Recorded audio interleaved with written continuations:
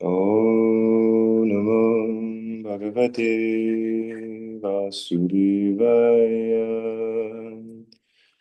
Om Bhagavate Vasudevaya. Om Namo Bhagavate Vasudevaya.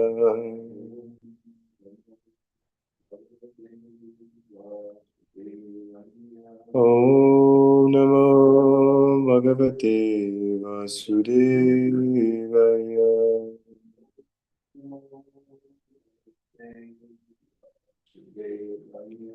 Narayanam Namaskritya Naram Jaiva Narottamam Devam Saraswatam Vyasam Tato Jayamudire Nasta Prashabhatishu Nityam Bhagavata Sevaya Bhagavate Utamashloke Bhakti Bhagavati Nishtaki. Before reciting the Srimad Bhagavatam, which is the very means of conquest, one should offer the respectful obeisances to the personality of Godhead Narayan, unto Narayana Vishnu Sudamasavati, unto Mother Saraswati, the goddess of learning, and unto Srila Vyasadeva, the author. And I'd also like to offer my respectful obeisances to His Divine Grace, A.C. Bhaktivedanta Swami Prabhupada, and his sincere followers, by whose grace we have access to this transcendental wisdom. By regular classes, attendance on classes on the Srimad Bhagavatam, and by rendering service to the pure devotee. All that is troublesome to the heart, the sun is completely destroyed, and loving service unto the personality of Godhead, who is praised for transcendental songs, is established as irrevocable fact. Irrevocable. So today we are reading from the 11th canto of the illustrious Srimad Bhagavatam, chapter 3, entitled Liberation from the Illusory Energy, very important. And we'll be looking at text 52 through 53, if I'm not mistaken. And begin with the Sanskrit verse. Again, please excuse my Sanskrit. Sangobhangam sapasadam tam tam murtim swamantrata adyargya chamaniyadyain snanavaso vibhusana gandhamayaksata sagbir dupadipopaharake sangam sambhujya vidhivat stay Stavaistuvanamidir. Translation in BPT purport. One should worship the deity along with each of the limbs of his transcendental body. His weapons, such as the Sudarshana chakra, his other bodily features, and his personal associates.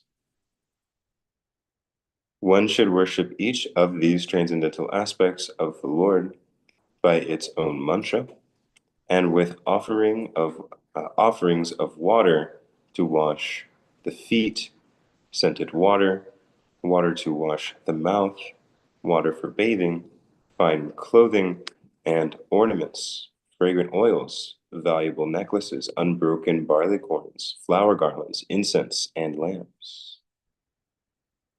Having thus completed the worship in all its aspects in accordance with the prescribed regulations, one should then honor the deity of the Lord Hari with prayers and offer obeisances to him by bowing down. Report.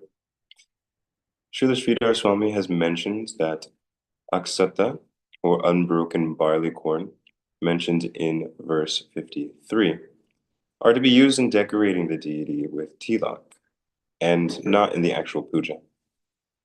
Naksataye archayet vishnum na ketakya maheshwaram. Lord Vishnu should not be worshipped with unbroken barley corn, and Lord Shiva should not be worshipped with Ketaki flowers. Okay.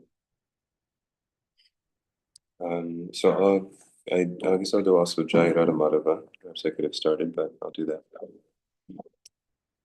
Jai Radha Madhava Kunja Bihari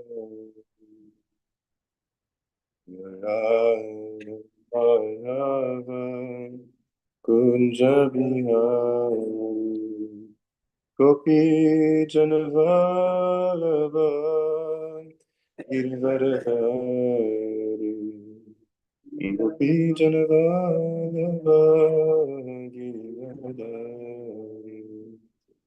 Yashodanandana Braja Janaranjana Yashodanandana Braja Janaranjana Jamunatira Vanachari Jamunatira Vanachari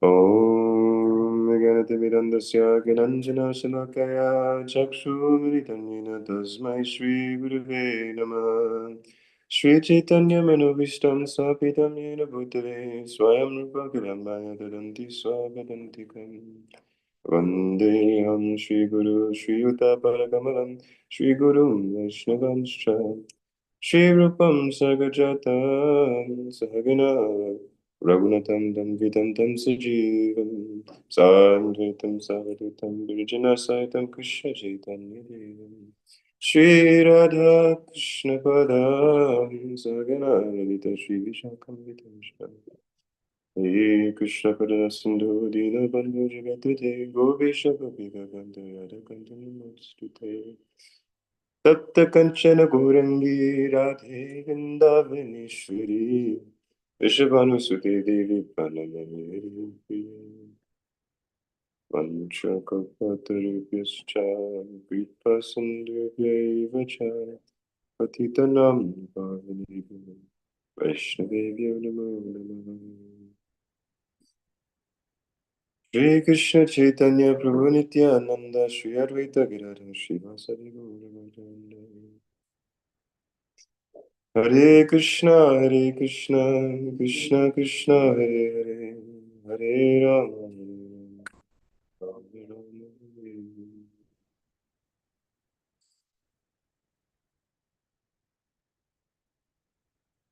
Okay, so we'll read the translation one more time and then we'll try to share something on this very nice verse. One should worship the deity along with each of the limbs of his transcendental body, with weapons such as the Sudarshan Chakra, his other bodily features, and his personal associates.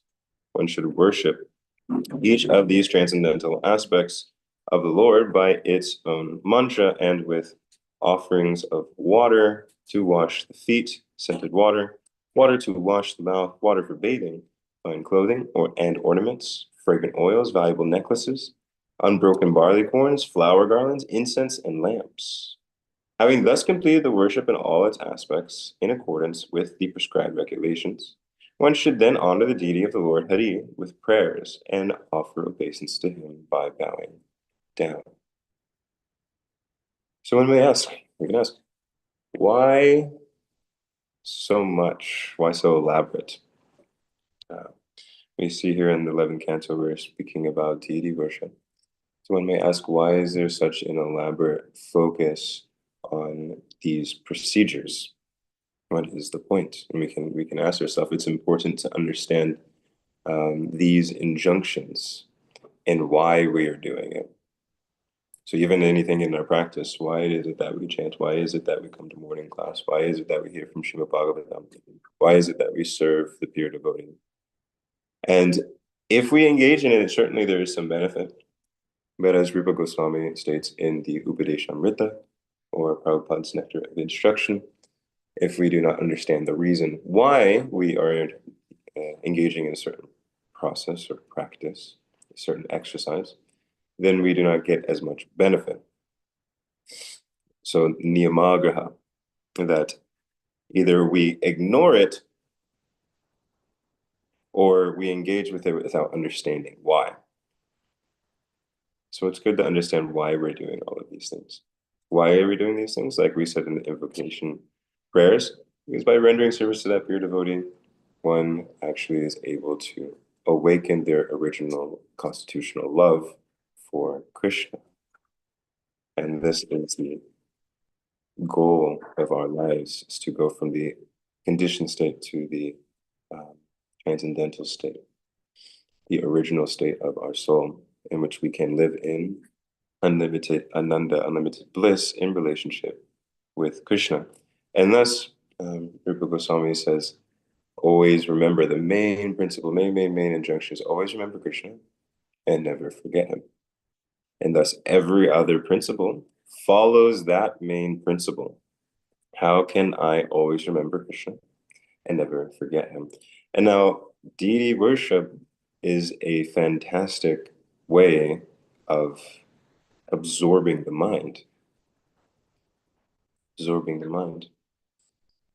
And thus it is mentioned also in the Bhakti Rasamrita Sindhu, or the Nectar of Devotion, as Prabhupada has given it, that there are 64 angas of bhakti. And out of those 64, there are 5 most potent, the Pancha Anga Bhakti. And the one of those is Archanam, deity worship. And Archanam is also one of the Navaveda, the 9 processes of devotional service. Shravanam, Kirtanam, Vishnu Smaranam, Padasevanam, Archanam, Vandanam, Dasyam, Sakyam, Atmanavedam. That's, might have forgotten them. Shravanam, Kirtanam, Vishnu Smaranam, Padasevanam, Archanam, Vandanam, Dasyam, Sakyam, Atmanavedam. That Archanam, deity worship, is one of those 9 processes of devotional services. And Prabhupada writes that through any one of these processes, one can attain transcendence. And thus there's an example given for each personality who reached perfection simply by that one method. It doesn't have to be just one method. Prabhupada says it could be all 9, it could be 4 or 5, it could be just one. And so Archanam is one of these extremely powerful ways in which we can absorb the mind. So then as an intro, we can look at what the challenges or the dilemma is for us in this relative world. So say we are a conditioned soul. Say I am a conditioned soul in this universe. From time immemorial, I have forgotten my identity as an eternal soul. I have related myself with so many of these temporary articles of either paraphernalia or family or work or achievement.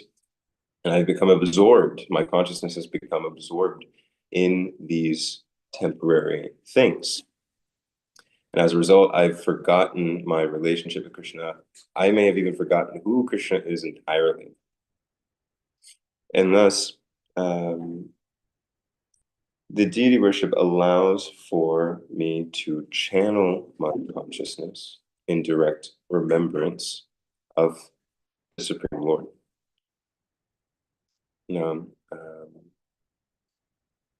So if that's my problem, that I've forgotten my relationship with Krishna as he is, and the reason for that being that I have been so much associated with material consciousness, that being absorbed in material consciousness is practically impossible to fight that external energy composed of the 3 modes of material nature, which is Ahamsa Rasa Prabhavo, Krishna's own energy. It's basically impossible for me to overcome that without without confiding in Krishna himself. And now there are many ways to do that, as we previously expressed, and deity worship is one of those powerful methods. In the Bhagavad Gita, Krishna speaks about how that transcendental 2-armed form of him is actually very difficult to see. And this is right after Krishna just revealed the universal form to Arjuna. And he says, no one has ever seen this before. And at the end of it, he goes back into his 2-armed form as Krishna. And he says, this form that you are now seeing is the one that's really difficult to see. Very difficult to see. We're walking around the whole world, we're going our whole lives without having seen that form of Krishna. So thus we are very, very fortunate. I had a teacher in Mayapur Institute, Vamsibaram Prabhu, who mentioned how extremely fortunate it is that we can go to the temple throughout the day, and have the darshan and have direct sight of Krishna's transcendental form. And through the process of archanam, we can understand through Shastric evidence and personal revelation that Krishna is none different than his deity form. So my problem is that I've been separated from Krishna, and now I am engrossed in material senses, And I can no longer perceive Krishna because Krishna Sat Chit Ananda Vigraha. His form is completely composed of the para prakriti, the spiritual energy. And I am now in a material, apara prakriti body. My eternal soul is in this material body. And thus I am seeing through material eyes. And thus, with my material eyes, I cannot see the transcendental form of the Lord. And thus, Krishna gives Arjuna transcendental vision so he can see these things, so he can see the universal form. But I am in a position where I still have this material vision. I am seeing material things. So how am I ever, Nitya Badha, how am I ever going to get to a position of getting out of my conditioned state and seeing and reconnecting and re-engaging with Krishna? Krishna is very smart. He's very kind. He's a genius. All these qualities of Krishna are given in Nectar of Devotion, 64 qualities of Krishna. He's wonderful. He's brilliant. He's charming. He's kind. He's tolerant. He's patient. His humility is far-fetched. I mean, what a guy. Someone has someone has left us, we could feel so hurt and want to reject them and say, yeah, better they not. Let them go into the material world and try to find happiness. They're good luck with that. You know, Krishna's not like that. He's so kind and patient and loving, so compassionate. And he's like, I will create this entire material world just for you. And knowing that you're not going to find happiness in it, I will throw every opportunity for you to return back into a place where you'll be happy. So many shastras, so many sages personally coming, so many practices, so many traditions, so many opportunities, all of it just protesting, come home to me. Every verse and every shastras. That's like ultimately the purpose of all the Vedas, the purpose of all knowledge is to remember Krishna. And as it says earlier in the Srimad Bhagavad Gita, that to know is to love, basically. After many, many lifetimes, when one finally comes to have understanding about who Krishna is, they naturally begin to engage in loving devotional service. By knowing who Krishna is, we immediately fall in love with him.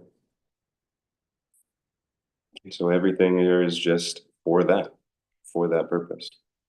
All of the articles of worship, the water for washing the feet, the scented water, the water to wash the mouth, the water for bathing, a lot of water, refined clothing, ornaments, fragrant oils, valuable, all of it. Do we really get our love?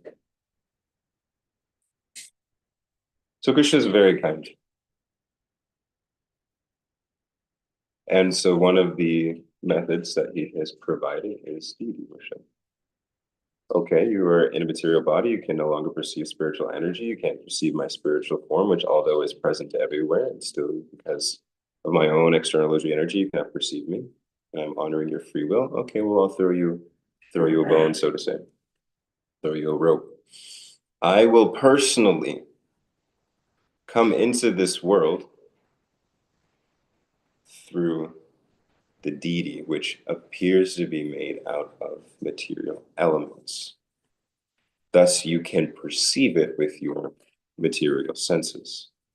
But actually, through the process of engaging in archanam, the relating with the deity, worship meaning sharing of the heart, Govinda Maripujam, Tamaha Bhajami, moving of the heart, Bhajan,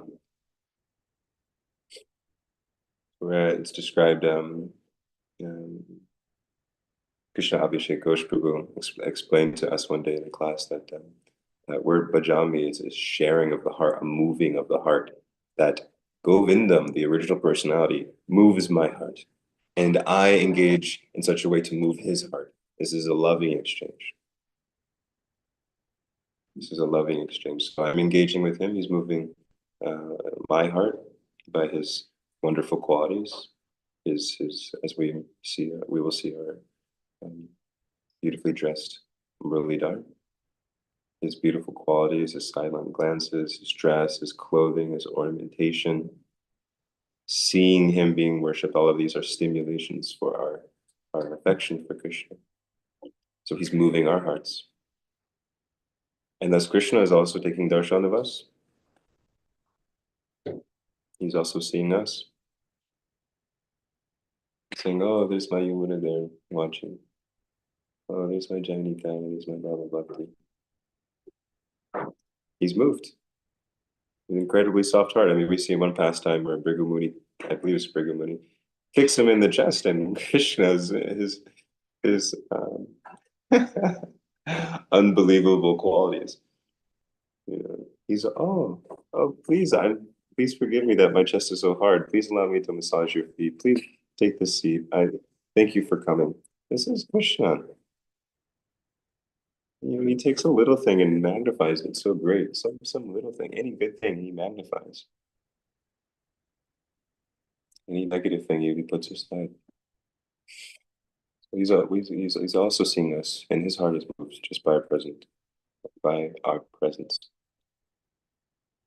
And thus, this verse here is really emphasizing the beauty of what can be offered in love. Because naturally, when you have affection for someone, you may be inspired, what can I do for this person? And what do we give God, who has everything, who is the source of everything, is filled with all opulences? He needs nothing. What do you give to someone like that? Like we may even see like some, sannyasis in their movements, like they're detached from everything. They're fully self-satisfied. What do you give to someone? But Krishna is so kind that he will accept even something as insignificant as a little bit of water, a leaf, a fruit, a flower. Patram pushpam phalam dvayam yome bhakta prayachati. What does he need? He doesn't need those things. He has unlimited goddesses of fortune worshiping him. He doesn't need anything. But what he wants, what he's hungry for, is the love, the devotion. And so we're just hearing bhaktya, bhaktya, bhaktya, bhakta, water, fine clothing, flower garlands, incense, lamps. As we're hearing now, the deity worship here in the temple's going on. We're hearing the ringing of the bell and the offering of articles. This is a loving exchange going on. So Krishna is so kind that although I'm in this material world and I have separated myself from my spiritual identity, he's given such an elaborate, beautiful, and also can be deeply simple. We can have even just a picture of Krishna and we can chant Hare Krishna before it. We can place a flower, we can leave a little water cup, we can do whatever according to our capacity, to our time, place, and circumstance. As mentioned, in the previous verse, the devotee should gather whatever ingredients for worship or whatever ingredients for worshiping a deity that are available. So it's okay, I don't know, I don't have barley corn. Okay, so I can offer some water, I can offer some leaf, I have a little photo of Krishna, I have a little painting of Krishna, I have a little murti of Krishna. I can, the internet is so wonderful. We can take darshan from deities all over the world. I can see the deities in Mayapur. I can see the deities in the Brooklyn Temple. I can come and see Muralidhar here in the Bhakti Center. He made themselves so available. So available. And so it can be as simple or as elaborate as we would like. And all of this helps absorb the mind, because the mind is currently absorbed in so many other things about the world, but we can absorb it in Krishna. Oh, let's, and it's beautiful to see, maybe during a festival or during the yoga ceremony, seeing all the priests and participants gathering all kinds of articles. Like soon we'll have our flower festival, and we'll get to all come together to do the deep peddling of the flowers. And the entire thing is a deep absorbing meditation for the mind that we're going to, before the service, we're going to shower Muralidhar in these flowers. We're associating with devotees. Another one of the Panch Anga Bhaktis. We're talking about Krishna. We're hearing about Krishna. We're associating with devotees. We're in a spiritual place like the temple, Mathuravas. And then, we're gonna shower these flower petals on Krishna. So we're absorbed in that. And then what to speak of when the festival goes on and the kirtan is playing, and everyone's chanting and dancing and celebrating. You're seeing our worshipful Lord, the source of all existence, in his most sweet Tribhanga form, playing the flute, being showered lovingly with flower petals. And then we all get to shower each other in that, bathing in literally an ocean of love.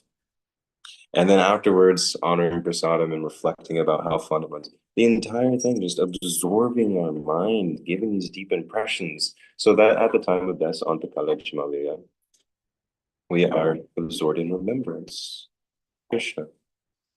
And when we engage with that more and more deeply, like I've had the great fortune to begin learning various offerings to the deity in the temple, we can very much practically deepen our relationship with Krishna, which facilitates our awakening, our original relationship with Krishna.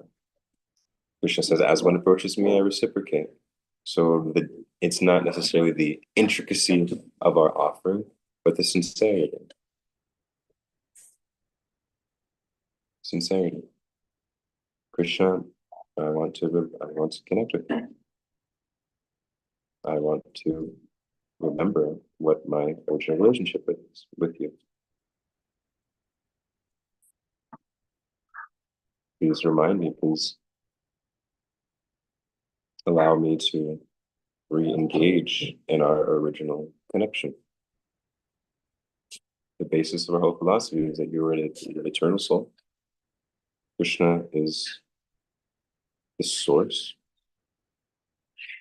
and we have an eternal relationship with him. Now, as one begins to advance, it becomes more specific as to which of those five primary rasas that one is in. But it's a deepening of the same thing. The potency of the great redwood tree is present within the seed, and when we plant it and nourish it properly, it grows and naturally manifests into that. So we engage in these practices for the sake of developing our love and affection. And with so much depth that it awakens Chaito Dharpana Marjana. It cleans the mirror of the heart and it awakens our natural relishment with Krishna. As Rupa Goswami says in the 7th verse of Upadeshamrita, that how wonderful it is that although I may not initially be attracted to gathering all these articles and might think, oh, it's such a hassle, I gotta get a flower garden, I have to make these all things together, follow all these procedures. At first, we may not have a relish, even though it's transcendentally sweet, because we are in a state of material conditioning. Like someone who has jaundice. When they have jaundice, things that are sweet taste bitter. But then he says, how wonderful it is then, this by simply and regularly engaging in these practices of hearing about, speaking about, worshiping the deity, by regularly engaging in these practices, a natural relishment awakens. And thus we are able to taste the sweetness of Krishna's name, form, pastimes, and paraphernalia. And all those things can be experienced through deity worship. So I will conclude there, as we are hitting close to time. Please forgive anything that I've spoken that is either inaccurate or not motivated. Anything nice is the magnanimous grace of our previous acharyas and teachers. Thank you for this opportunity to attempt to glorify the Supreme Lord, Shri Krishna. Thank you, Manohar Prabhu. Great class, as always, deep and devotional and inspiring. Thank you. Could you please speak a little bit more on the subject of reestablishing our relationship with Krishna through the deities and through the devotees, maybe? So how does that correlate? We know this concept of Kanishta Adhikari, when one sees the deity and focuses on the deity and serves the deity, but then may lack depth and understanding in his dealings or her dealings with the devotees. How does that correlate? Can I worship the deities at the same time, maybe disregarding the devotees or offending them? How does that work? Can you speak on that? Thank you. Yeah. So there's certainly There's absolutely more qualified persons to give the elaborate details of this, as our Shastras give different definitions of Kanishta, Madhyama, and Uttama according to the timeliness and circumstance. But I can try to share some thoughts according to my understanding of what the tribes have shared. There is certainly the injunction that if one respects the deity in the temple and then disrespects the devotee of the Lord, it's the same as going up to a person and falling at their feet, washing their feet, and then turning around and hitting them over the head. It's incongruent behavior. But I was just studying that yesterday, actually. Read this in the Nectar of Instruction report to text 5, where Rupa Goswami is describing how to reciprocate into how to deal with practitioners at different levels. If they're chanting Hare Krishna, we should bow within ourselves to this person. And if they are still more advanced, then we can continuously from our heart offer obeisances. It says respecting them within the mind, the first level, then completely bowing at the heart and offering obeisances even with body to those who have engaged in the reformatory process of initiation and engaging in worship of the deity, etc., and have been engaged in devotional service by their spiritual master. And for those who are on the Uttama Adhikari platform, who are completely spotless and are 100% always engaged in devotional service and completely 100% devoid of the propensity to criticize any other being, any other devotee, believe also any other living entity, then their association should be sought out. One, we're offering obeisances within ourselves. The other one, we're from the heart appreciating them continuously. With that Uttama Adhikari, we should seek out their association and we should serve them. This is paramount. Prabhupada goes later into seeing how it is required for us to take shelter of a spiritual master who is on that platform. So certainly this is very important. There's another detail there I wanted to mention. I found it interesting that in the transition, one of the characteristics, as you mentioned, was that even the Krishna Adhikari will, have attraction to the deity in the temple. But it's not that dissipates when the practitioner goes from the Kanishta Adhikari platform to the Madhyama Adhikari platform. In fact, it actually looks like it increases and expands to also making deep intimate friendship with the devotee. And so that's not just necessarily, I'm sure that, as we say with association doesn't mean that we're together physically in the same place talking about, things about the relative world. It means we are coming together and we're speaking about Krishna. We're coming together, we're reading about Krishna, hearing about Krishna, chanting Krishna's names. That's association. That's association. So similarly, we may also postulate that making friendship with devotees, we see our acharyas do that. Ramachandra Sangha Mage Naradamadas. That Naradamadas Thakur, he says, I'm always looking for the association of Ramachandra Chakravarti Thakur. Because their association, their friendship is so deeply centered around Krishna that they're constantly encouraging each other to go deeper and deeper into their practice and ashraya for each other, shelter for each other. So this is deep association, this is deep friendship in Krishna consciousness. So the Madhyama Adhikari will make deep friendship with the devotees, and they will be merciful to the innocent. To those who, by bad association, maybe don't have the proper behaviors, but are sincere and eager. Prabhupada writes, eager to actually understand about Krishna. And they avoid the envious. So this is written for the Madhyama Adhikari platform. It's not that all of a sudden now there's the transition from Krishna that they don't care about the deity anymore. No, it says that first thing first, they hold Krishna as their topmost worshipable object of love. topmost worshipable object in love. And you make friendship with the devotees, and they're compassionate to the innocent and the avoid the envious.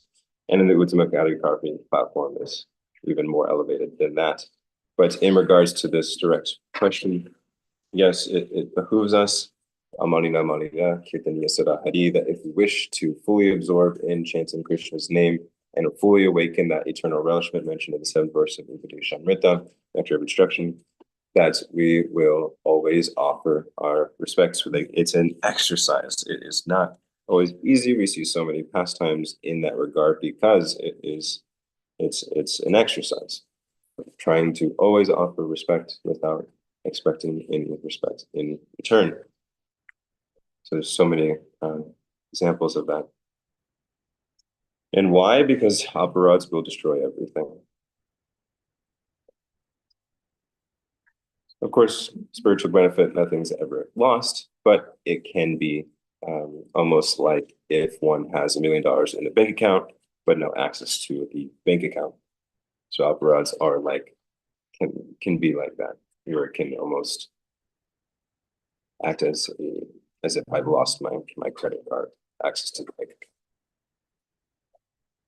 So that's a few thoughts. It's a bigger discussion, but the principle is, yes, we have to always respect devotees, and as one progresses in their spiritual life, it will be easier or more spontaneous in their ability to perceive every living entity's inherent relationship with Krishna.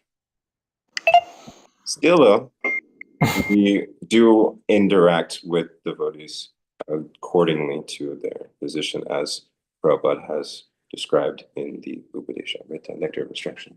So that's a few thoughts for a much bigger conversation. Thank you, Manohar Prabhu. Maybe Temple Room has anything to say in line with Guru Saran Shastra. Is Janitai there, Bhava Bhakti? They are executing the principle of today's class. They are engaged in deity. Okay. Zoom audience, please ask your questions. Asking an intelligent question is like pouring ghee in the sacrificial fire. That's nice. And if there are questions, I can tell a quick pastime that helps cauterize some of the principles mentioned today and brings out an important element. But we can also take questions. The pastime, yeah, I don't see any fans. Okay, good. So there's this one pastime, and we may have heard this, as I'll describe it, even retold by Lord Chaitanya. I believe also that Lord Nityananda retells this pastime, where there was a Brahmana who, this is a very long time ago, a Brahmana who was traveling to Vrindavan, and he was being assisted by another Brahmana, younger Brahmana, and this younger Brahmana was serving the elder Brahmana so nicely that by the time they made it to Vrindavan, he was saying, "You have served me so nicely. This has been, you've made this journey so wonderful. Please, I want to give you something." And at this time, it was customary that you could offer one's daughter as a gift. And it's like, I want you to become the husband of my daughter. And this young Brahmana he was just doing it unmotivated. He wasn't doing it to get any kind of reward, but he's saying like, but your family, he wanted to honor the offering of the Brahmana. And he's saying, but your family, I'm not like a high class Brahmana. Like your family will certainly attest to this. And he said, "Oh no, don't worry about that. Like they'll listen to me." And he says, like, well, I want to be able to honor your word, so let's make this promise before the Gopal deity. And so they made this promise before the Gopal deity, knowing that Krishna is on different than his form as the deity. And thus he hears, he sees, he tastes. That's why we're offering all these things, because he's a person and he's personally presently there. By undergoing the proper methods, we actually ask Krishna to be present in the form, and according to his sweet will, he does. And so the Gopal deity was a witness. Shakshi Gopal, he was a witness to this promise. And so now they go back home, and the elder Brahmin tells the family is not okay with it. They're very upset. And thus, he tried to actually defame this younger Brahmana and say that, oh, he drugged our father and this happened. And so it becomes this whole social scandal. And this younger Brahmana, he's not really phased, but he's wanting to honor the word of keep the word of truth of the um we got 1 minute of the elder Brahmana. Um and so he says, we have made a promise before the Gopal deed. And now his faith, his shraddha, his faith in the deity was so strong that he said, if that Gopal deity attests, then everyone will take that, everyone must take that as a um, sign of authenticity, take that as evidence. And so everyone in the family members, they did not have so much faith. They were actually, some of the family members were atheistic, and did not have so much faith in the deity. Like, oh, how is a deity going to protest? You know, oh, it's just made out of stone. Oh, yeah.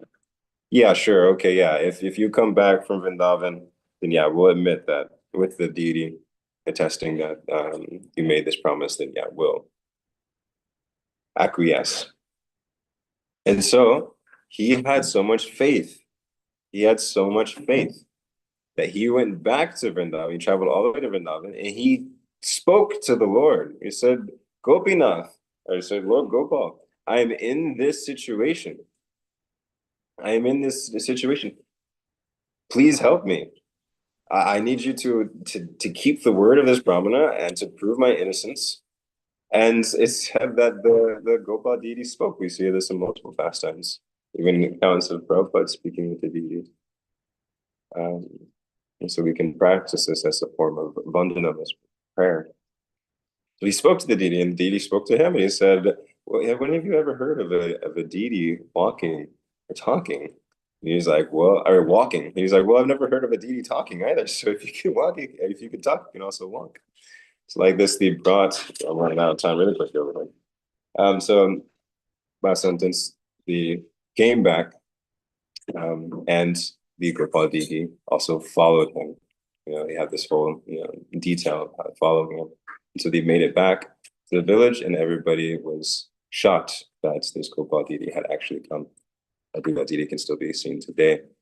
And anyway, so this all just saying that the depth of our faith, Krishna reciprocates with, and it helps grow our faith more and more. And as we now go and take darshan of our beloved Lord, we can increase our faith and love for him and see his reciprocation in our lives. Grantara Srimad Bhagavatam ki jai, Srila Prabhupada ki.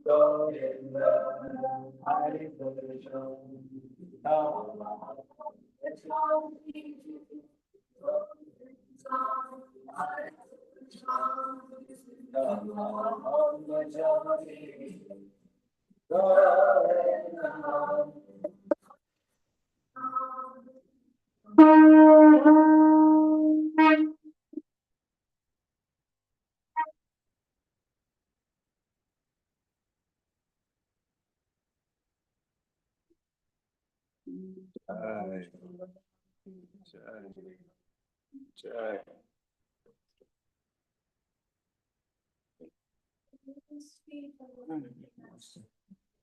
Name by which we can obtain pure devotional service. Bow down to his lotus feet with great awe and reverence.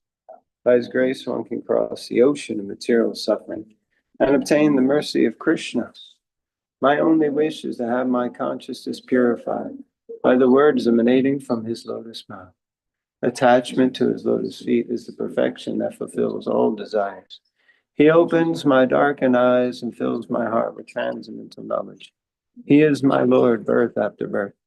From him ecstatic prema emanates, and by him ignorance is destroyed. The Vedic scriptures sing of his character. Our spiritual master is the ocean of mercy, friend of the poor and the Lord and master of the devotees.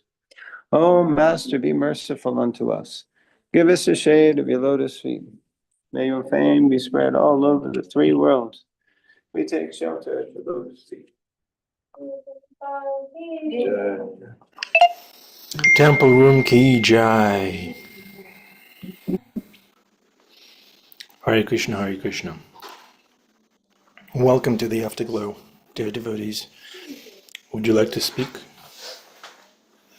Questions, angles of vision, realizations, takeaways, reflections. Anything helps. Maturnath Prabhu, you're the most reflective and introspective devotee on this call. Please contribute to the yagya. Hare Krishna. Thank you for your encouragement. I need it. I was appreciating the class. You were just sharing how benevolent Krishna is, how loving, how kind, how intelligent. Something I was contemplating this morning in my japa was, am I willing to be really authentic with Krishna in a way where I can say, I'm open to you showing me where I can have some correction, where I can have some improvement. And what I am doing well, please show me that so I can do more of it. So I can continue with that. But a lot of the time, I was thinking like Arjuna when he was having a total nervous breakdown, the beginning of the battle of Kurukshetra, he was having a hard time trusting Krishna to actually move forward with the battle. Like, how can I do this? So a big part of our spiritual life, which is really a relationship with Krishna, is how much do I trust him, right? The Shraddha. And and I've heard a lot of time devotees just say like, no, don't ask Krishna like to rectify me, because then I'm gonna suffer. And I actually see that prevents suffering, because if Krishna does encourage us and Super Soul says, hey, try this. You're open to my direction. You're open to my um, letting you know how you can improve. Try this, or stop doing this, or whatever it may be. But if we're not hearing that, if we're not open to that, then a lot of time there needs to be a bigger thing that happens to get us to be on track, because we have if we have the desire, Krishna, I want to have a relationship. Well, if you want to have a relationship with me, you have to either start doing more of this, or you have to stop doing this, in order to be closer. Allow me to be closer with you, right? This is letting Krishna into our world. And if we have certain things that are blocking Krishna from being close to us, those need to be rectified and corrected. And a lot of times, so we don't, where a relationship means I'm open to correction, I'm open to hearing, really what a healthy relationship will have a check-in, like, how can we do better in our relationship? How can we improve? How can I be a better partner? So we can do that with Krishna. How can I be a better partner in this relationship? So it's just something I was reflecting on, and how kind and Krishna is. He's not here to like make our world hellish and hard and terrible. No, he wants to have this beautiful, loving relationship with us. How do you feel? Thank you, Matarnath Prabhu. Yeah, this is a beautiful, loving correctional facility. And Krishna is in charge. He's our best friend, partner. Thank you, Matarnath Prabhu, for always emphasizing how wonderful is Krishna. Okay. Manohar Prabhu, sage of steady mind. Would you like to add anything? I thought that was very beautiful. Excellent comment, excellent share, excellent notes, wonderful wisdom. And yeah, just to echo that, what Turanath was saying, and Dr. Mila also mentions, like, Krishna doesn't want us to suffer. We don't have to go the harder path. I remember even hearing a class from Radha Swami talking about how Indra got smashed during the Govardhan pastime. And he was mentioning, like, if that's what's required, Krishna loves us. A loving parent will do what's required to uplift their child.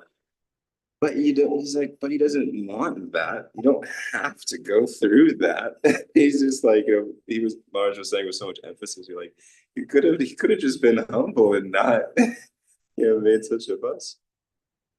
And for in our lives, it's very important to really meditate on those qualities of Krishna's sweetness. And when we hear these pastimes, to really bring out these sweet qualities. Again with Sudama Brahmana, like how he's like who he actually is. Like in the live with saying given, he's just giving his full heart. That melts our heart and inspires us to engage. And it has become so much of like he's there and I'm here, but like almost like someone we love. When we love people, we're naturally inclined to engage with them. We're naturally inclined to like, oh, I want to call this person. I want to hang around with this person. Like, oh, what can I get for this person? It's organic.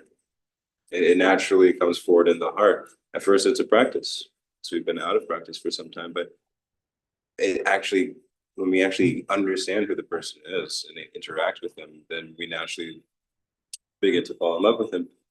And taking that point mentioned to one step further of like, yeah, like in the relationship when we're interacting, it's like, how can I show up more? What can I do? What do I need to recreate, to correct to myself? And then also one of the ways we can understand from the philosophy that we're an eternal soul and we have one of five primary relationships. We're in one of five primary relationships with Krishna, as explained in Bhagavatam Sindhu or Nectar of Devotion, that there are the five relationship styles, and that we naturally fall into one of them, and that Krishna is the most satisfied in those relationships of love. So, okay, I'm in a relationship with Krishna. How can I please Krishna? Well, not that I'm imitating at all, but I'm understanding what do people who love Krishna do for Krishna? What does Mother Yashoda do? How does Mother Yashoda express that love in her way? How do Krishna's friends express their love in that way? How do Krishna's servants express the love in that way? How do the trees and the creepers of Vrindavan express their love for Krishna in that way? Krishna is fully transcendently satisfied in each of the devotees' loving reciprocation with him. And so we see, like, okay, it's like if I want to get good grades, what is the best student in the class doing? Let me try to associate with them. So similarly, Srimad Bhagavatam and other scriptures have so much nice detail what Krishna's associates do to please Krishna. And so when we hear about these pastimes according to our Adhikar, we can start to become inspired by the way that they serve Krishna. And then we can gradually and under guidance start to understand or at least imbibe the spirit of that. And maybe even in practical ways, things that they do, like even the deity worship, like Mother Yashoda does what like the Pujari does, like Mother Yashoda bathes Krishna and washes Krishna and feeds Krishna. And so we also have this opportunity, and of course we're worshiping the deity in the temple, starting on the platform of awe and reverence, as Prabhupada has enjoined. But gradually that will become a spontaneous development of like, oh, I want to offer these things, I want to do more for Krishna, because the relationship has developed. And so by associating through scripture with these perfected devotees, naturally that association rubs off on us, which is the point of Shravana, hearing about them. So we'll become inspired by them, become inspired by Dhruva, Prahlad, by Ambarish Maharaj, by Hanuman, will be inspired by Mother Yashoda, will be inspired by Srimati Radharani, will be inspired by Subal and Sridham, and Madhu Mangal will be inspired by, et cetera, by their service. And that will inspire us to also serve in a certain capacity. So that goes very deep, and it is Kevala Ananda, simply blissful, because it's the original nature of the soul to love Krishna. And so as we progress, we practically eventually experience that more and more. So yeah, that's that. Thank you. Thank you, Manohar Prabhu. And Shastra is so wonderful that it describes not only what the devotees do to please Krishna, but also the Shastra describes their heart, in what state of mind they're doing it. It describes the feelings of Haridas Thakur towards his punishers. It describes feelings of Queen Kunti, feelings of so many devotees who are doing service, practical service. It describes in what state of consciousness they're doing it. Yeah, just to quickly add to what you've so wonderfully described. So we aspire to attain the same state of being and doing as those devotees described in the Bhagavatam. Yeah, this being is it's the fuel behind our bhakti. It's the fuel that creates the engine where we. Then I guess I'll give you a call on the way back again. Fuel Where did Maturnath Prabhu go? It's Krishna. Krishna is testing him. Krishna is pranking Maturnath. I think he got muted because I can't Oh, hear him anymore. here I am. Krishna didn't want me Try. to. Krishna didn't want me to speak anymore. He muted me. um, I was just reflecting on, yeah, beautiful points, Prabhu's and Bhaktivinoda Thakur, and we can apply this to actually this point to all of our any service. But Bhaktivinoda Thakur says in our chanting, there's kind of three states that we get that are impediments, and the first is we're reluctant to chant, and we're having we're having a tough time, like just really getting ourselves to do it. And then the second is, of course, distracted. We all experience that. And then the third is there's just not like we may be doing it. There isn't so much reluctance, but there isn't a real zest. We're not like fully immersed in it. And so we can look at is this how I'm showing up in any service, even with associating with devotees? I don't know if I want to be around the devotees. I don't know if I really want to I'll do the deity worship, but it's a chore. So once we and these are things we can, like I was saying before, we can put before Krishna. My Lord, I don't have much zest, or I'm reluctant. I got these blocks. Can we work on these blocks together? So if they're there, we don't want to just leave them there. We want to actually say, like, talk to Krishna about them. Hey, this is showing up. I'm reluctant, or I don't have much enthusiasm. It's that utsaha that that really creates a whole other level of spiritual experience, and that doesn't come from outside. It's if we do things and we're like, I'm just going to do a whole bunch of things, but I don't really feel like it. Then what happens usually is we burn out. But if we start looking at why don't I have this enthusiasm? Why don't I have this zeal? Krishna, help me with this. I want to have that. So this is a conversation, and this is like it's like a little, we're having a little personal development seminar with Krishna every day. Just Never dive in. thought of Krishna as a therapist or a life coach. Yeah. Oh, Maturnath.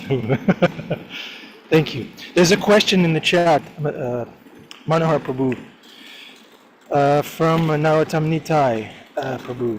Why did Krishna allow the destruction of India by the British, Portuguese, etc. for 500 years? Please answer this question. And please also tell us, Manohar Prabhu, if India was the only country where that kind of situation happened, and maybe there's one person living on this earth that has never have had to deal with anything in life and just had it smooth and nice.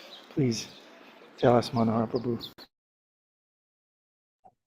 But first, I just wanted to appreciate Maturanath's very nice shares. Very wonderful. Feeling inspired by your words. So thank you, Prabhu. And Travis saying, yeah, that's a big question. I'll admit that's like outside of my historical range of depth.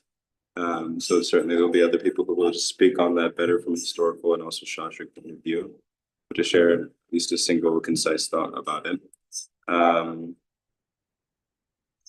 what I've heard from Guru and Shastra, one Krishna even states that karma is quite complex. I mean, we have this amazing thing called free will that Krishna gives us. And with that, we can choose to do what we want. And simultaneously, there are also laws of the universe, karmic reactions. And Krishna even states that the actions and reactions of karma are very complex. Very, very, very, very complex. Individual karma, group karma, residual karma, past life, this life, next life. Accruing karma from something I did in my previous life that's still percolating and affecting me in this life. It's incredibly complex. So And also, Krishna is quite an inconceivable person. Even in the first canto, Srimad Bhagavatam, Bhishma Dev, the Mahajan, the authority on all of these things, he's saying, how is it that the Supreme Lord, not out of confusion or bewilderment, but just like as a statement, like, how is it that the Supreme Lord, as the Pandavas, who are directly his intimate associates, have undergone so much trial and there is direct association with the Supreme Lord?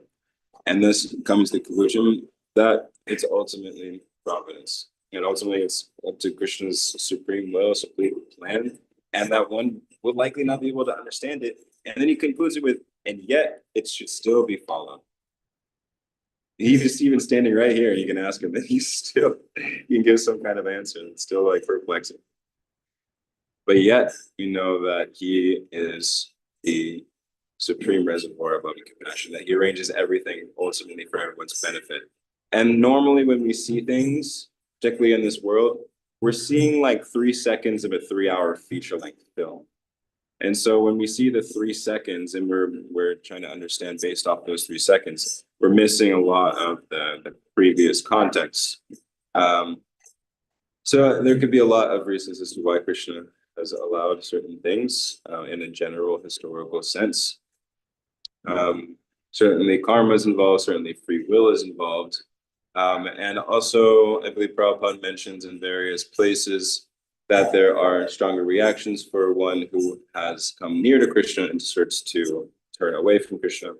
I believe he makes reference to how India has the jewel of Krishna, and that when the entire area was more directly worshiping Krishna, like in the rulership of, if you want to go way back, King Prithu, or even more contemporary King Yudhishthir, that even under their rule, it said that there wasn't even harsh weather. I was just thinking about that with our intense winter weather here. Yeah, there wasn't even harsh weather, harsh cold or harsh heat. Krishna allow that?